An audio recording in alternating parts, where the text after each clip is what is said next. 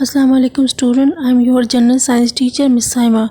Now we go toward our new topic, that is respiration on page number 11. All of you take out your books. सब अपने books निकाल के रख दे, अपने सामने खोल के रखे। रिस्पायरेशन क्या है ये हम पढ़ चुके हैं, दोबारा मैं आपके साथ कर दी थी उसकी simple definition. Respiration is a chemical process in which energy is release. Respiration जो है केमिकल प्रोसेस है जिसमें एनर्जी रिलीज़ होती है। किन चीज़ के साथ मिलके एनर्जी रिलीज़ होती है? जब ऑक्सीजन खुराक के साथ मिलता है तो एनर्जी रिलीज़ होती है। वो एनर्जी हम डिफरेंट वर्क में यूज़ करते हैं। अब सब अपने बुक का पेज नंबर 11 अपने सामने खोल के रखें। मैं जो लाइन रीड कर रही हूँ उसमें कुछ अंडरलाइनिंग करना हो तो आपने अंडरलाइन करना है। जो वर्ड्स मीनिंग है मैं बता रही हूँ, आप साथ साथ में करना है, ठीक है ना। फर्स्ट लाइन की तरफ देखिए। Every cell in the body require oxygen and food. हर एक सेल जो है वो आपके पाँव में हो, आपके नोज़ में हो, आपके लिप्स में हो, पूरी बॉडी में बिलियंस ऑफ सेल्स मौजूद है। इन सब सेल को चाहिए ऑक्सीजन और खुराक, ठीक है ना, food. Oxygen is carried around the body in the blood system. और ये ऑक्सीजन जो है बॉडी के हर सेल तक कौन सा सिस्टम पहुंचाता है? ब्लड सिस्टम, जिसको हम सर्कुलेटरी सिस्टम भी कहते हैं। Once it has reached the cell where it's needed. ये उन सेल्स तक, सब सेल तक पहुंचता है जहाँ ज़रूरत होती है। It can react with the food molecule produced by digestion of the two produce energy, ठीक है ना। It can react with food molecules produced by digestion to produce energy। ये ऑक्सीजन जब खुराक के साथ मिलते हैं, खुराक हमारे बॉडी में किस निज़ाम से आगे डाइजेस्ट हो जाता है? डाइजेस्टिव सिस्टम से, ठीक है ना। उसके बाद एनर्जी रिलीज़ होती है। Water and carbon dioxide are produced at the same time. जैसे ऑक्सीजन हम अंदर कर लेते हैं, फूड से के साथ मिलकर एनर्जी देते हैं, उसी टाइम जो वेस्ट प्रोडक्ट निकलता है that is carbon dioxide and water vapours, ठीक है ना। The flow following equation summarise mean short form the process of respiration. ये पूरा का पूरा जो इक्वेशन है इसको अंडरलाइन कर दे। ये सारी ये इक्वेशन जो है ये पूरी डिटेल है रिस्पायरेशन की। कि फूड के साथ जब ऑक्सीजन मिल जाता है, एरो शो कर रहा है कि इन दो चीज़ों में रिएक्शन हो रहा है। एरो से पहले शो कर रहा है कि रिएक्शन हो रहा है, एरो के बाद बता रहा है कि रिएक्शन हो के ये चीज़ बन गई है, ये निकल गई है, कार्बन डाइऑक्साइड, वाटर और एनर्जी, ठीक है। ये सिंपल डिफिनेशन अंडरलाइन कर ले। नेक्स्ट पैराग्राफ की तरफ देखिए। After respiration has occurred, blood return from the cell contain extra water and carbon dioxide. जब रिस्पायरेशन का प्रोसेस होता है, ब्लड वापस सेल्स में आते हैं तो उससे जो एक्स्ट्रा वाटर और कार्बन डाइऑक्साइड है एंड अ लिटिल ऑक्सीजन, और थोड़ी सी मकदार में ऑक्सीजन होती है। They only way the carbon dioxide can remove from the body is in the blood. ये जो हमारे पास कार्बन डाइऑक्साइड निकलता है बॉडी से, वही किसकी वजह से निकलता है? ब्लड की वजह से। वो मीन ज़रिया। The heart to the lungs. ये जो कार्बन डाइऑक्साइड जो है रिमूव हो रहा है बॉडी से तो वो हार्ट की तरफ आ जाता है। हार्ट जो है डीऑक्सीजनेटेड ब्लड जब हार्ट की तरफ आता है तो वो डीऑक्सीजनेटेड ब्लड हार्ट जो है किसको जाके देता है? लंग्स को दे देता है, जहाँ से वहाँ ऑक्सीजन मिल जाता है ब्लड को और कार्बन डाइऑक्साइड रिलीज़ हो जाता है। वो की नीचे मीनिंग लिख ली, ज़रिया। From there it is breathe out through the mouth and nose. और माउथ और नोज़ के ज़रिए से इसको हम बाहर निकाल दें। नीचे आपको डायग्राम्स नज़र आ रहे हैं, इसको कहते हैं पाई चार्ट, पाईग्राफ। पाई कहते हैं वैसे इंग्लिश में कबाब को, ठीक है ना। तो ये देख लीजिए, आपको बता रहे कि जब हम सांस लेंगे तो कितना ऑक्सीजन, नाइट्रोजन और चीज़ें अंदर करेंगे और कितना हम जब बाहर निकालेंगे तो कितने साथ में निकालेंगे। फर्स्ट वन डायग्राम में देखिए, composition of the air inhaled by a person. Inhale का मतलब है अंदर लेके जाना। तो ये पाई चार्ट शो करे सबसे ज़्यादा तो देख ले नाइट्रोजन, दोनों में 78% है। ऑक्सीजन हमने कितना अंदर किया है? 21%। कार्बन डाइऑक्साइड गया है कितना? 0.3%। इनर्ट गैसेस ये और गैसेस जो होती हैं इनर्ट गैसेस उनको कहते हैं जो कंप्लीट होते हैं, उनकी शेल्स वो किसी के साथ रिएक्शन नहीं करती, जैसे कॉमनली हम कहते हैं हीलियम, ठीक है ना। उसके बाद है वाटर वेपर वेरीज, कभी हम वाटर वेपर ज़्यादा भी निकाल सकते हो, कभी हम वाटर वेपर बॉडी से कम भी निकल सकते हो, ज़्यादा भी, डिपेंड करता है सिचुएशन पे क्या है।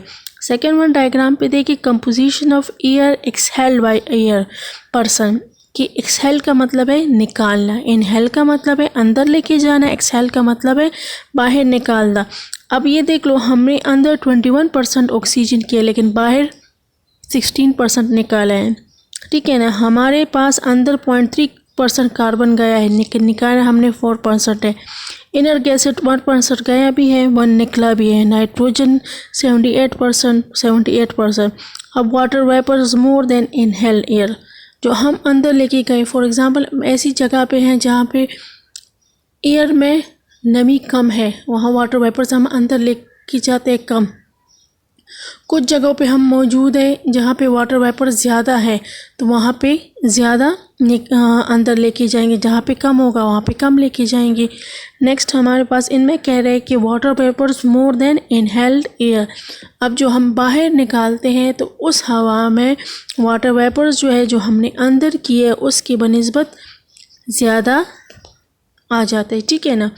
अब कह रहे हैं आप जाएं बुक के पेज नंबर 12 की तरफ, ठीक है, बुक के पेज नंबर 12 की तरफ। उस पे टॉपिक है, 2 टॉपिक जो हम पढ़ेंगे। नंबर 1 टॉपिक है हाउ वी ब्रीथ, हम सांस जब लेते हैं, ठीक है ना, ऑक्सीजन अंदर करते हैं तो हमारे साथ क्या क्या होता है, हमारे बॉडी के कौन कौन से पार्ट इसमें एक्टिव होते हैं, क्या अमल होता है। सबसे पहले एक डीप सांस ले सब, ठीक है ना। कौन कौन से ऑर्गन इसमें इन्वॉल्व हो गए, नोज़, हमने तो नोज़ से ले लिया ना, माउथ से नहीं, ये माउथ से, ये नोज़ से, ठीक है ना। नोज़ से सांस ले, माउथ से ले, लेकिन दोनों जाएंगे कहाँ पे, वेंट पाइप पे। वेंट पाइप से होके जाएगा किधर, ब्रोंकियाई, ब्रोंकियाई डिवाइड हो गए लंग्स में अंदर हो गए तो ब्रोंकियोलिसिस, वहाँ पे एयर सैक्स में एक्सचेंज ऑफ गैसेस हो जाएगा। लेकिन इनके साथ साथ हमारे बॉडी के और ऑर्गन भी इन्वॉल्व है, रिब्स। आप अपने इस रिब केज को सांस लेते हुए और निकालते हुए अपने रिब केज की पोजीशन को देखो, वो कैसे अंदर और बाहर निकल आते हैं। इसके नीचे, रिब केज के नीचे, जैसे मैंने कल भी कहा था, एक मेम्ब्रेन है, एक स्ट्रक्चर है जिसको कहते हैं डायफ्राम। वो डायफ्राम ऊपर हो जाता है और नीचे आ जाता है, ठीक है। अब देख ले मेरे साथ, पेंसिल लेके जाए, मैं जिस लाइन की रीडिंग कर रही हूँ। How we breathe, breathing is different from many of the body other action. कहते हैं जो ब्रीथिंग है, जो सांस लेना जो है, वो बॉडी के और जो एक्शंस हो रहे हैं, जैसे डाइजेस्टिव सिस्टम का ले ले, सर्कुलेटरी सिस्टम का ले ले, एक्सक्रीटरी सिस्टम का ले ले, इनसे ये अलग है थोड़ा सा। We can alter how quickly और how deeply we breathe for a short time. Alter mean तब्दील, ठीक है ना। अल्टर के ऊपर मीनिंग लेके तब्दील, कि हम कितने कम टाइम में सांस ले रहे हैं और सांस निकाल रहे हैं। वो तब हमें पता चलता है जब हम कोई रनिंग कर लेते हैं, वैसे हमें आराम से बैठ के हमें फील ही नहीं हो रहा, ठीक है ना। जब हमें गौर कोई कहे तो हम गौर करना स्टार्ट करें, हाँ वाकई हम कितने कम टाइम में सांस ले रहे और निकाल रहे हैं, ठीक है ना। वी कैन अल्टर, के हम कितनी जल्दी, हाउ क्विकली और हाउ डीपली, हम कितनी जल्दी और गहरी जो है सांस अंदर लेके जाते थोड़े से टाइम में। But as soon as we stop thinking about it और breathing go back to the normal, जब हम उसके सोचना छोड़ देते हैं, ठीक है। अगर आप सबको मैं कहूँ सांस ले, तो आपको हाँ ये हम सांस ले रहे और ये शॉर्ट पीरियड में कितना ये अमल हो रहा है, ठीक है। ऑक्सीजन गया, ब्लड में शामिल होकर कार्बन डाइऑक्साइड निकल आया, ठीक है। ये जो हम पढ़ रहे हैं वो कितनी जल्दी हो गए, कितने सेकंड्स में हो गए। लेकिन जब हम ये ना हो, बस ख्याल ना हो, बस हम तो सांस ले रहे हैं, कभी हम फील ही नहीं करते कितनी शॉर्ट टाइम है। अब नेक्स्ट पैराग्राफ की तरफ देखिए। When we breathe our chest change shape. अब जब डीप ब्रीथ का मैंने कहा है ना, तो आप अपने चेस्ट को, अपने सीने को देखो, ये रिब्स जो है ये अपनी पोजीशन चेंज करते हैं, अंदर हो जाता है और बाहर निकलता है। The moment These movements are brought about by the movement of the ribs and diaphragm. ये जो हरकत है, ठीक है ना, ये रिब्स का अंदर होना और बाहर निकलना, ये मूवमेंट जो है, ये हरकत जो है, ये किसकी वजह से होते हैं? रिब्स और डायफ्राम की वजह से। रिब्स को अपनी फील करे, डायफ्राम को फील करे। ये अंडरलाइन करे डायफ्राम के बारे में जो बात लिखी हुई कि the diaphragm is a tough के ऊपर लेके सख्त।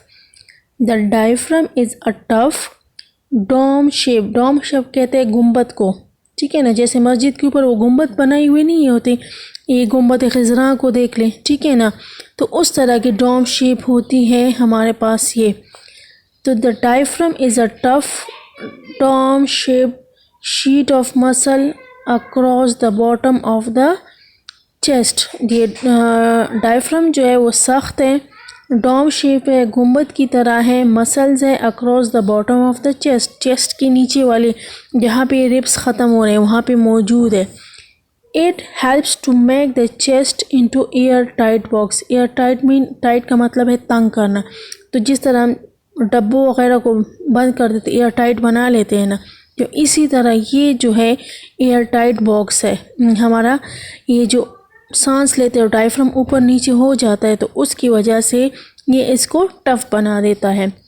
Both the ribs and the diaphragm are moved by muscle. ये जो डायफ्राम है और ये रिब्स है, इसकी मूवमेंट हो रही है मसल्स की वजह से। मसल्स क्या है? पट्टू की वजह से। Each pair of ribs has a muscles. Her pair of ribs के दरमियान मसल है called intercostal muscle. Intercostal muscle के ऊपर लेके पसलियों के दरमियान पट्टे, ठीक है ना।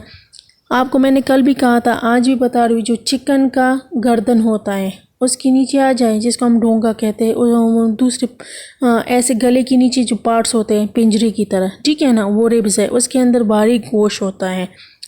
इसी तरह आप बकरी वगैरह को देख लो, गाय वगैरह का, इनका होता है, बकरी के बहुत बड़े होते हैं, पकाए जाते हैं, ठीक है ना। तो इनके दरमियान जो गोश्त होता है, छोटे छोटे से बोन्स के दरमियान जो गोश्त होता है, that is called intercostal muscle. Between them together the intercostal muscle and the muscle of the diaphragm can make the volume of the chest cavity larger और स्मॉलर। आप सांस लें तो चेस्ट कैविटी स्मॉलर भी हो जाती है, सांस छोड़ दें तो चेस्ट कैविटी लार्जर हो जाती है, ठीक है। व्हेन वी ब्रीथ इन और इनहेल, जब हम सांस अंदर लेके जाते हैं, इनहेल और ब्रीथ इन दोनों का एक ही मतलब। The diaphragm is pull down. Diaphragm जो है पुल डाउन नीचे की तरफ आ जाता है। The rib cage is pull upward, और रिब केज ऊपर की तरफ मूवमेंट करता है। The space inside the chest cavity bigger, और इनके दरमियान जो स्पेस है वो बढ़ जाती है। Air rushes into the lungs to try to fill up the extra space, और इसकी मदद से जो एयर है वो सारे लंग्स के सारे पार्ट्स तक पहुंच जाता है, सारे एयर सैक्स तक पहुंच जाते हैं completely. When we breathe out, जब हम सांस निकालते हैं और एक्सहेल बाहर निकालते द मसल रिलैक्स, मसल आराम से हो जाते हैं। द डायफ्राम मूव अपवर्ड, इसमें डायफ्राम अपवर्ड की तरफ आ जाता है। And the rib catch move lower, और रिब जो है वो नीचे आ जाते हैं। The space in the chest cavity smaller, वो स्मॉलर हो जाते हैं, तंग हो जाते हैं। The air spores out lungs, ताकि पूरा का पूरा कार्बन डाइऑक्साइड बॉडी से निकल जाए। नो नेक्स्ट टॉपिक जो है that is making the air moist warm and clean. ये जो हम सांस ले रहे हैं नोज से, ठीक है ना, हवा जो अंदर गई है वो गीली भी हो गई है, वो गर्म भी हो गई है, वो साफ़ भी हो गई है। वो किस वजह से, कैसे वो गीली हो गई है, कैसे वो गर्म हो गई है, कैसे वो साफ़ हो गई है, ठीक है ना। हम देख ले फर्स्ट पैराग्राफ की तरफ इसका। You can see from the diagram on page 10, इससे पहले जो डायग्राम है उसके बारे में बता रहे हैं, ठीक है। That it is possible for the air to enter the lungs through other mouth और नोज़। कहते हैं कि हमने देख लिया था कि हवा जो है वो नोज़ से भी अंदर होती है और माउथ से भी। It is always best to breathe in through nose, ये अंडरलाइन कर दे कि ये अच्छा है कि हम सांस नोज़ से ले। क्यों? This is because the germs and the dust particle are filtered out by the hair inside the nose and nasal cavity। इसलिए कि ये अंडरलाइन कर दे अपने साथ कि it is always best to breathe in through the nose। This is because germs and dust particle are filtered out by the hair inside the nose and nasal cavity। इसलिए nose से सांस लेना चाहिए क्योंकि नोज़ में जो मौजूद बाल है उसमें ये जो जरासीम, जर्म्स और डस्ट जो अंदर गया हुआ है उसको पकड़ लेता है। This air is also warm गर्म हो जाता है by the blood vessel in the nose and moistures by the slimy mucus produce by its lining. कहते हैं कि इसकी जो ब्लड वेसल्स है उसकी वजह से ये एयर क्या हो जाता है, गर्म हो जाता है। ज़रा निकालें हाथ के ऊपर देख लो, एयर आपको गर्म फील हो रही है, ठीक है ना। इसी तरह ये जो बाहर से एयर जाती है तो वो अंदर ब्लड वेसल्स की वजह से गर्म हो जाती है, गीले हो जाते हैं बाय स्लिमी का मतलब है पतला, म्यूकस कहते हैं बलगम को, ठीक है ना। उसकी वजह से हमारा नोज़ अंदर से गीला है, उसमें ये म्यूकस, ये बलगम मौजूद होती हैं बाय इट्स लाइनिंग उसकी जो अंदरूनी तह है उससे ये मुसलसल म्यूकस निकलता है जो ट्रैपिंग करता है जरासीम। क्योंकि हम 24 आवर जब तक सांस लेते हैं, जब तक ज़िंदा है सांस लेते हैं, कभी साफ़ जगह में सांस लेते हैं, कहीं डस्ट वाली जगह पे सांस लेते हैं, तो नोज़ इसकी फ़िल्टरिंग करता रहता है। The air is further warm by many blood vessel that is line the nasal cavity. Nose के अंदर जो और ब्लड वेसल्स है ये इसको गर्म कर देता है। Any dust and germs that are in the air you have breathe in get catch in the mucus and weft towards the throat by the thin hair called cilia। Weft का मतलब है पहुंचा देना, बहा देना, ठीक है ना।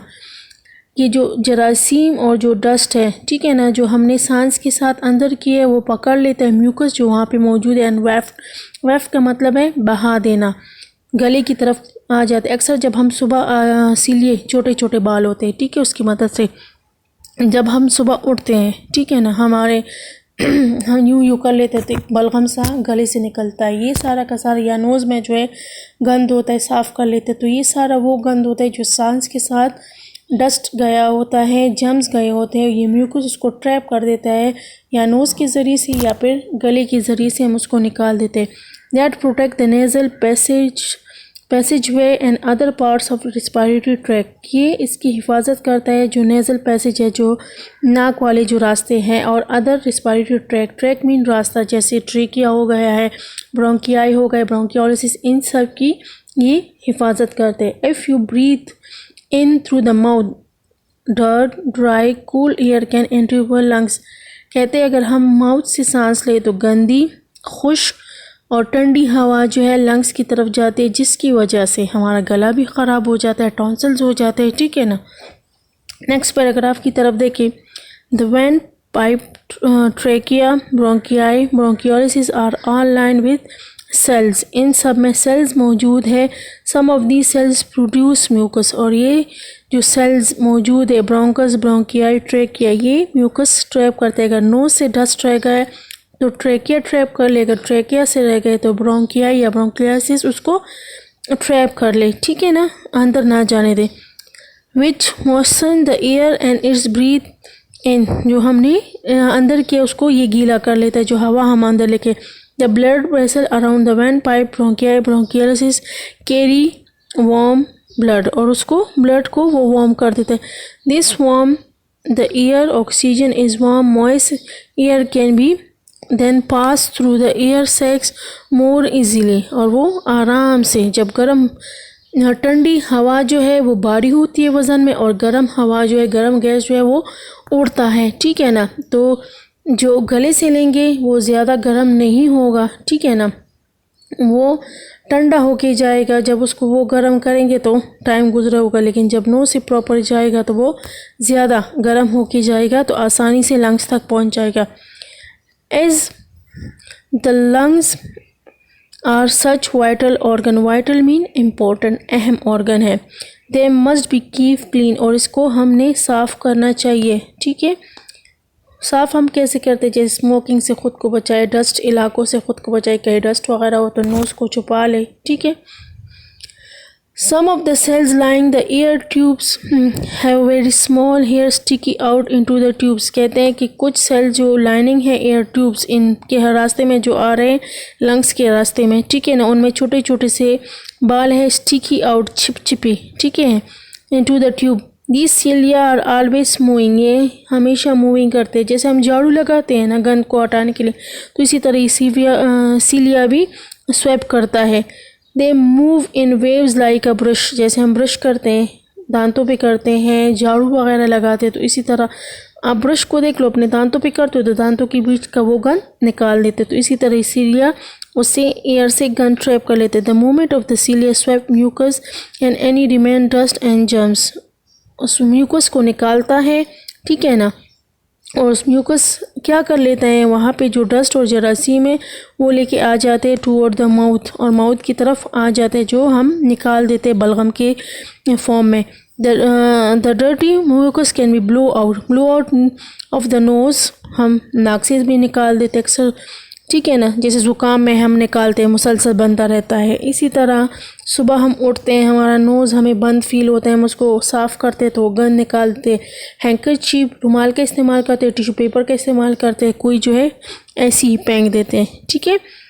The dirty mucus can be blow off, बाहर निकाल देते हैं नोज़ में, नोज़ इनटू अ हैंकरचीफ और टिश्यू, और उसको फिर हैंकरचीफ में निकाल देते, उसको हम धो लेते हैं, टिश्यू पेपर में निकाल देते। तो कुछ लोग ऐसे ही फेंकते, नहीं, हमने उसको प्रॉपर डस्टबिन में डालना है, क्योंकि हम ऐसे बैठेंगे तो उस पर फ्लाइज वगैरह आके बैठेंगे तो ज़्यादा गंदगी फैलेगी, बीमारियाँ फैलेगी। Any mucus can get into the throat स्कैब खफ्ट अप और स्वेलन, अगर हमारे गले में आ गए ये म्यूकस तो खांसने के साथ खफ्ट अप, खांसने के साथ बाहर निकालते, या स्वेलन अगर अंदर हम, जैसे छोटे बच्चे बलगम निगल लेते हैं, उनको नहीं पता होता कि हमने कैसे निकालना है, खांसी करते थे लेकिन वो बलगम नहीं थूक सकते, तो वो अगर स्टमक में चला जाए तो स्टमक में जो HCl है वो उसको ख़त्म कर देता है, मार देता है। When it's go to the stomach the acid in the stomach kills any germs present, अगर इसमें कोई भी जरासीम मौजूद होते हैं तो वो उसको मार देता है, ठीक है। आज हमने पढ़े हैं 3 topics, respiration, how we breathe, हम जब सांस ले रहे हैं कौन कौन से ऑर्गन उसमें आ रहे हैं, तो उसमें जो नोज़ है, माउथ है, लेकिन उसके साथ 2 ऑर्गन है, 3 और पार्ट्स है, ठीक है। That is diaphragm, rib cage और इंटरकोस्टल मसल, ये सारे के सारे काम करते हैं। इनकी मूवमेंट की वजह से एयर जो है प्रॉपर लंग्स तक पहुंचता है, ऑक्सीजन प्रॉपर पहुंच जाता है और कार्बन डाइऑक्साइड निकल आता है। इसके बाद हमने पढ़ा कि ये जो हम सांस ले रहे हैं, ठीक है, वो कैसे साफ़ हो जाती है, कैसे उसकी गंदगी साफ़ हो जाती है। तो वो साफ़ किस वजह से होता है, जब हम सांस लेते हैं नोज़ में मॉइस पे है, और सिलिया जो बाल हैं वो गन को पकड़ लेते हैं, मॉइस उसको गीला कर लेता है, ये उसको पकड़ लेते हैं, और हवा जो है ब्लड वेसल्स के साथ गर्म होके चली जाती है, ठीक है ना।